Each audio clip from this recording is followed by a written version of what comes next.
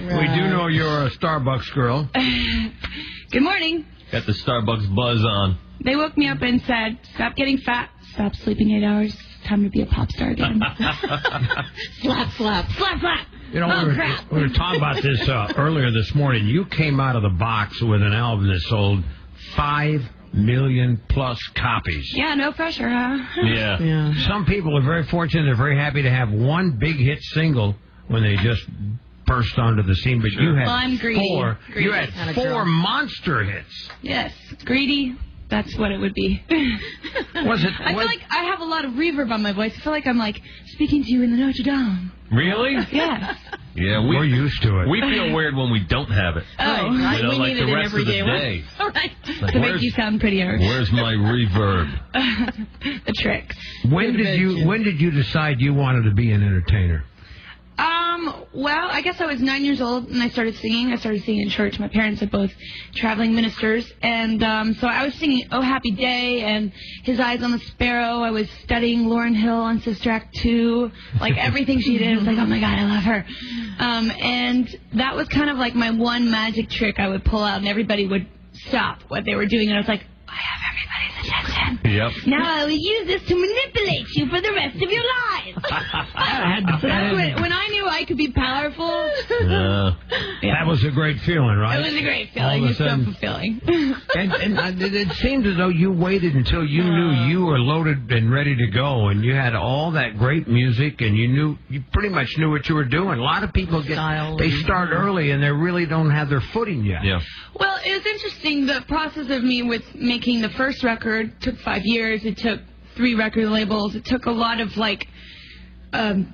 willpower on my own end because I heard no every day of my life, and I just never took that for an answer for a yes. And I think that it took, it took that amount of time for me to build up the strength because you can't just be thrown into this world and actually survive through it if you don't really have a thick skin and all those stories you hear. So I really believe that everything happens for a reason. Mm-hmm. And even with this next new record, the pressure is on, of course. I kind of like to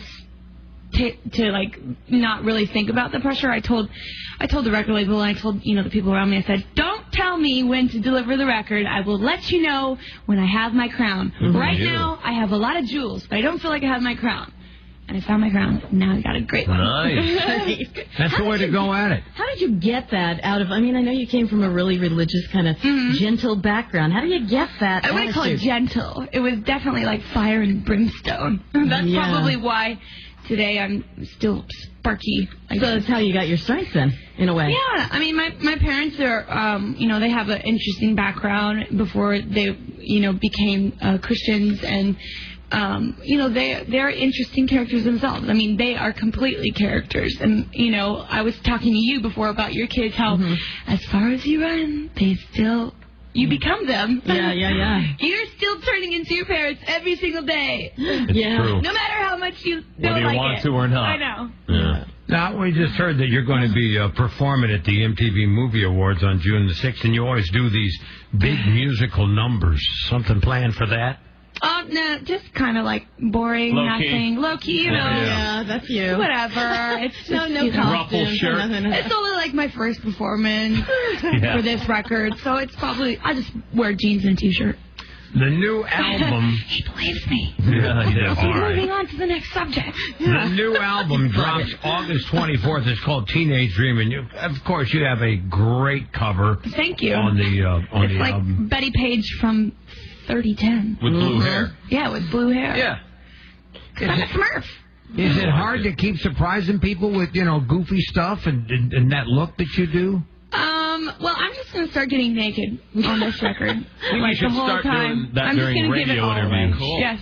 Well, I was going to wear bikinis on top and Daisy Dukes, but it was a little chilly out there in New York. Yeah. I don't think it's surprising. I think that, to me, I'm not looking for the shock line. I'm not a shock jock. I'm just being myself, and myself has evolved from that first record. And I think, to me, the people that are listening to it, generally I have a lot of female audience fans or listeners, whatever you would like to call them. But a lot of girls that come up to me and come to the shows, they're like 14, 15, and now they're 17 and 18, so they want a little bit more, you know. It's like they stopped watching PG, they're on to the PG-13, and they can't wait to get that 17-year-old rated R. But it's not like I'm going there necessarily just to go there. I'm just letting myself be myself.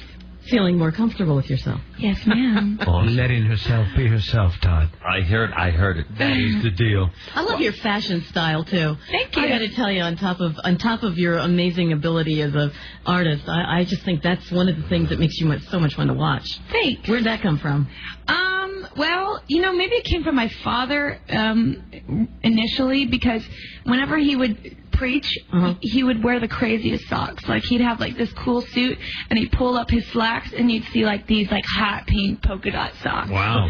So maybe I got the flair a little bit from my father. But I've always just loved dressing up and being 2 degrees away from a drag queen. Would you mind terribly if we threw this record on? Oh, horribly. It would be horrible. It would be awful, wouldn't it? I know. Tell us how, I don't know if you made this story up or it really happened, but I made it all up. It's pretty entertaining. Could you please tell the listeners how it happened? Well, you know, I heard actually on the drive over here that it was the #1 most downloaded song. Where it was in New York, and I was like, oh, that feels so good and so validating. New York City is downloading a song about California girls. Sorry.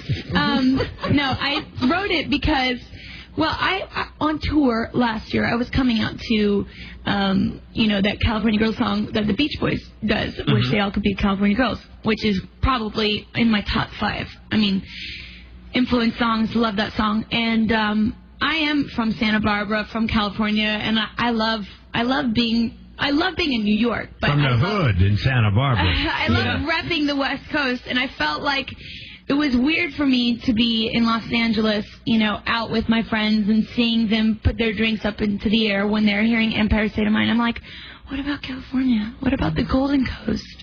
And I still love New York. Don't think I don't. I'm about to buy a place here for sure. There you go. But I ain't going to be here when it's frozen. No.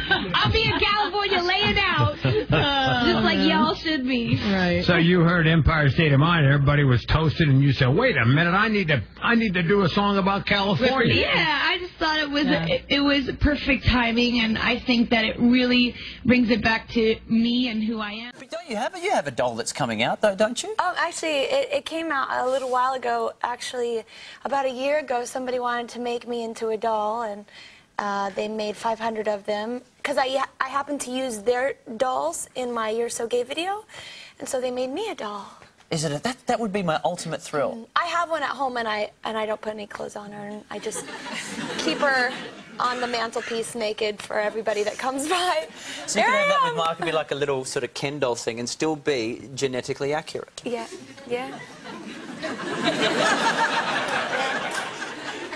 This is already getting strange. Discuss. So how's the tour been? It's gone very well for you. Yeah, it's going very well. I'm finally in Australia, which is wonderful.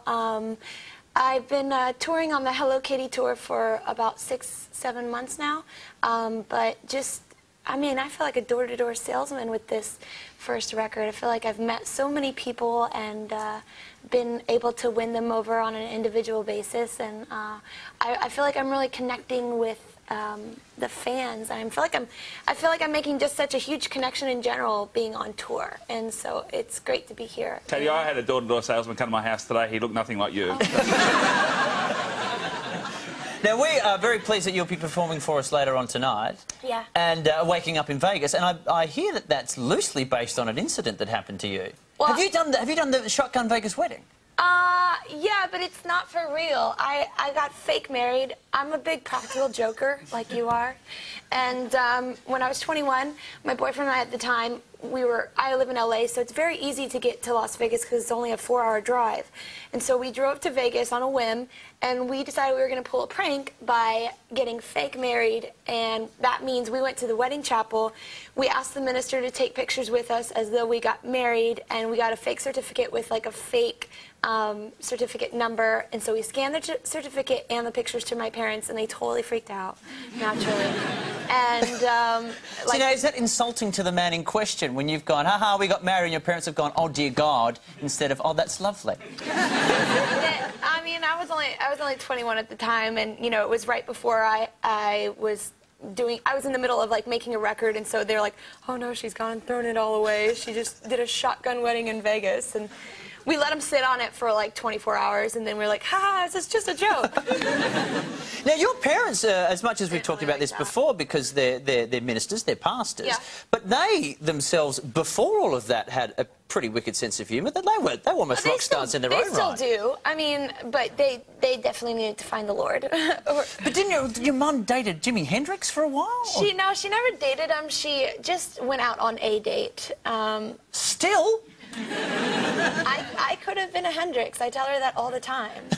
I wish I was. And then what was the tipping point for them? How do they go from that to now being preachers? Well, my mom she was kind of like this wild pot-smoking debutante from Santa Barbara, you know, caught in the scene. And then my dad was he was an acid dealer for Timothy Leary in Washington. Fantastic. Hallelujah. Hallelujah. And so they... Is that how you find the Lord? You trip out and it just... No. The heavens open up and... You hear Jesus and a lot of stuff. Yeah. No, but after a while, you know, they found God, and they decided to turn their lives around.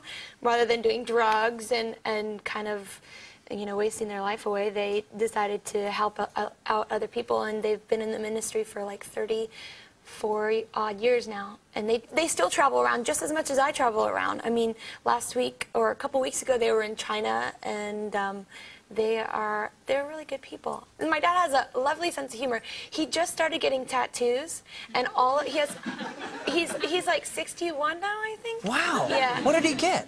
Well, he has 4 or 5 tattoos, and they all say Jesus. just in case, like, you forget that one says Jesus. One says Jesus, like, in Hebrew.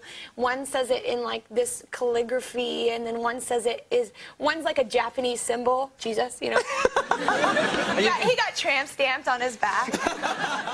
Hi. Thank you. Hi. That's nice. That's nice. Have you been reading the papers? Because you have been getting amazing reviews.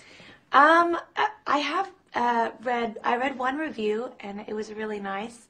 I actually thought I was doing pretty horrible shows, so I'm really hard on myself.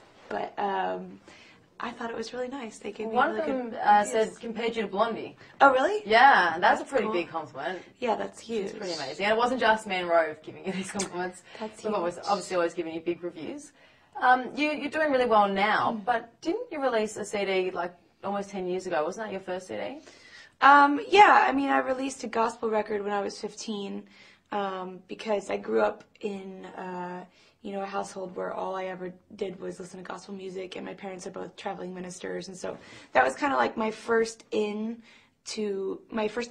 to music, and it was kind of like that's all I ever knew. That was my life, my faith, my church, my church friends, and things like that. So I kind of sang about, you know, what was going on in my life at 15, and that's how I got introduced to the music industry, is through gospel music. And then it didn't work out. Like, it was quite a little blip on the radar. I think the label went bankrupt or what have you, and because I swear I wanted to be like the Amy Grant of music. Yeah. But it didn't work out, and so I sold my soul to the devil. When did you make the sort of conscious decision to move from that music? Or was this just you? It was just an evolution, you know. I think, you know, I did a lot of growing up and started seeing things without rules and restrictions of, you know, your parents' household or you know, growing up sheltered and then leaving at 17, you really become this big sponge. Like, I took everything in, I tried everything, and you know, I still continue to be very open and try everything. And, you know, I just started singing about my experiences I went through then, you know, which changed drastically from 15. It's pretty funny, you know, when you're a kid and you look up to, like, someone that's 10 years older than you, and they're like, you know, you're really going to change. You're going to change a lot. And you're like, no, I'm never going to change. I'm always going to be the same. Yeah. I'm going to marry my first boyfriend. Everything's going to be, like, totally the same. You change so much. I mean, even your parents changed. Because didn't your mum go on a date with, like, Jimi Hendrix and Were they kind of rockers? And then They totally were. They actually, before they got saved, they had quite a wild lifestyle.